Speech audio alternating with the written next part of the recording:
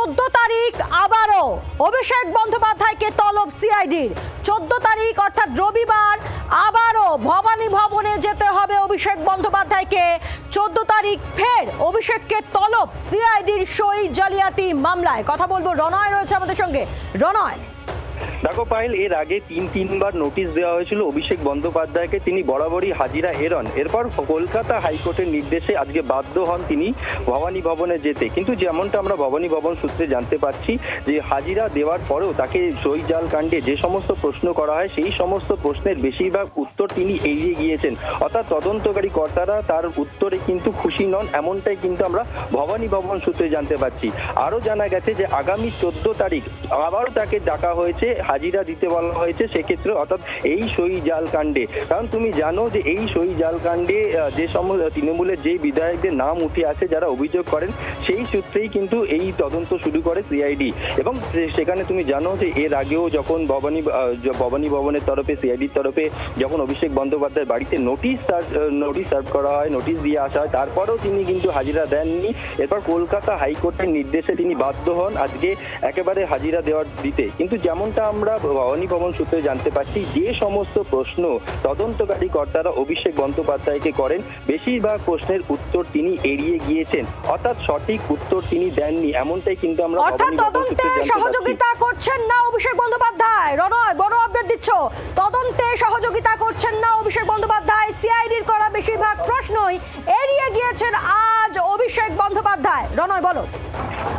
একদমই তদন্তে অসহযোগিতা করছেন, এবং যখনই তাকে এই সই জাল কাণ্ড নিয়ে প্রশ্ন করা হয়, কারণ যে তৃণমূলের যে বিধায়করা অভিযোগ করেছিলেন সেই অভিযোগের ভিত্তিতে যখন তাকে প্রশ্ন করা হয়, একাধিক প্রশ্ন, কোনো প্রশ্নের উত্তরই কিন্তু তিনি ঠিকঠাকভাবে দেননি, অর্থাৎ বেশ কিছু বিষয় তিনি এড়িয়ে গিয়েছেন। এরপরই কিন্তু ভবানী ভবন সূত্রে যেটা জানা যাচ্ছে, তাকে কিন্তু আবারও প্রশ্ন করা হয়, একাধিক বিষয় জিজ্ঞাসা করা হয়, কিন্তু কোনো প্রশ্নের সঠিক তিনি উত্তর দেননি, এমনটাই কিন্তু আমরা জানতে পারছি। ভবানী ভবন সূত্রে আরও জানা যাচ্ছে আগামী 14 তারিখ ফের তাকে হাজিরা দিতে বলা হয়েছে, এবং সেখানে কিন্তু এই সই জাল কাণ্ড নিয়ে আবারও তাকে প্রশ্নের সম্মুখীন হতে হবে। ঠিক কখন? বেলার দিকে তাকে আসতে বলা হয়েছে, যেমনটা আমরা জানতে পারছি 12টার পর তাকে আসতে বলা হয়েছে, হাজিরা দিতে বলা হয়েছে। এবং সেই ক্ষেত্রে তিনি যদি হাজিরা এড়ান, সেক্ষেত্রে কিন্তু কঠোর পদক্ষেপ নিতে পারে। কারণ তুমি জানো কলকাতা হাইকোর্টের নির্দেশে আজকে তিনি গেছিলেন, এবং হাইকোর্ট যে রক্ষা কবচ এখনো পর্যন্ত দিয়েছে, তারপরে যদি তদন্তকারী কর্তারা মনে করেন তাকে কিন্তু একাধিকবার ডাকতে পারেন, এবং তদন্তে যদি অসহযোগিতা করছেন একেবারে ফাইনাল ভাবে যদি নিশ্চিত হয়ে যান। সানডে আর ফান্ডে থাকছে না যুবরাজের কাছে।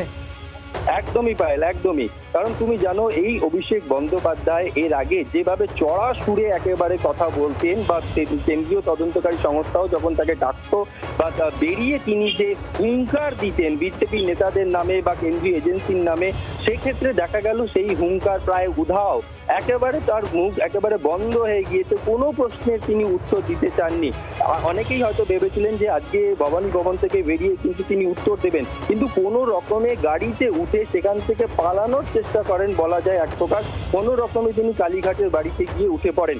যেমনটা আমরা জানতে পারছি যে ভবানী ভবন সূত্রে জানা যাচ্ছে যে সমস্ত প্রশ্ন তাকে করা হয়েছিল সেই প্রশ্নের উত্তর তিনি। এরই পাশাপাশি একটু আপডেট দিয়ে দিই রনয়, একেবারে ভবানী ভবন থেকে বেরিয়ে কালীঘাটে যান অভিষেক, এবং মমতা বন্দ্যোপাধ্যায়ের বাড়িতে ঢুকেন। মমতা বন্দ্যোপাধ্যায়ের বাড়িতে তিনি যান, অর্থাৎ নিজের বাড়িতে না গিয়ে তিনি মমতা বন্দ্যোপাধ্যায়ের বাড়িতে যান। তাহলে কি সেখানে সলা পরামর্শ করবেন এখন এই মধ্যরাতে?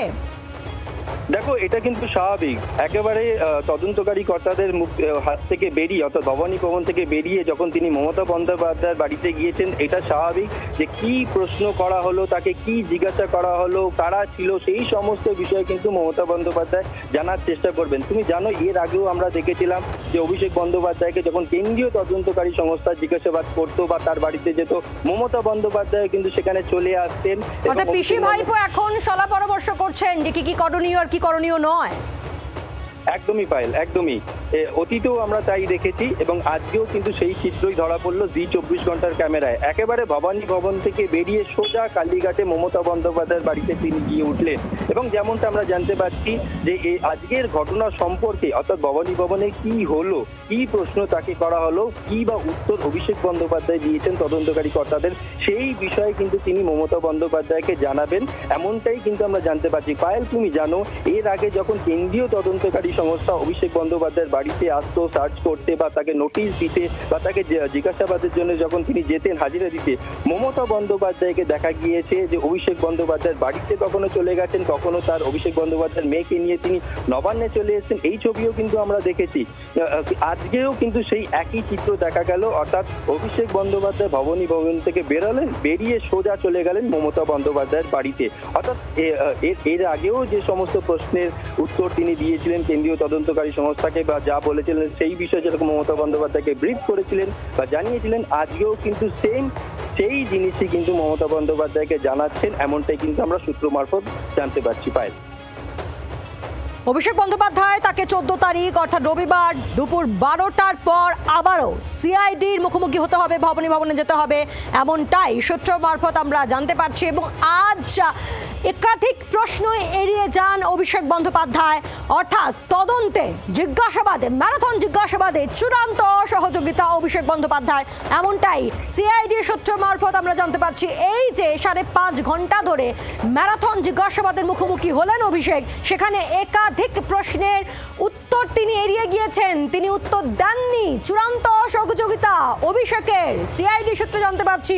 তবে এখানেই থামছেন না সিআইডি অফিসাররা, আবারও তলব করা হয়েছে অভিষেককে 14 তারিখ অর্থাৎ রবিবার দুপুর 12টার পর ভবানী ভবনে আসতে বলা হয়েছে অভিষেককে। অভিষেক আজ হাইকোর্টে ধাক্কা খেয়ে, কার্যত হাইকোর্টের গুতোয় তিনি বাধ্য হন ভবানী ভবনে বা সিআইডির মুখোমুখি হতে। তবে রক্ষা কবচ পেলেও কি বিপদ কাটছে? কারণ আপনারা জানেন হাইকোর্টের নির্দেশ যে আগামী 3 সপ্তাহ অর্থাৎ তারপরে আবার শুনানি রয়েছে এই মামলা, ততদিন কোনো কড়া পদক্ষেপ করা যাবে না। সেক্ষেত্রে রক্ষা কবচ মিললেও কি কেউ বিপদ কম হলো, বিপদ কি কাটলো, সেই রকম কিন্তু আভাস পাওয়া যাচ্ছে না। কারণ একের পর এক চাপ, সারাশি চাপে জর্জরিত যুবরাজ।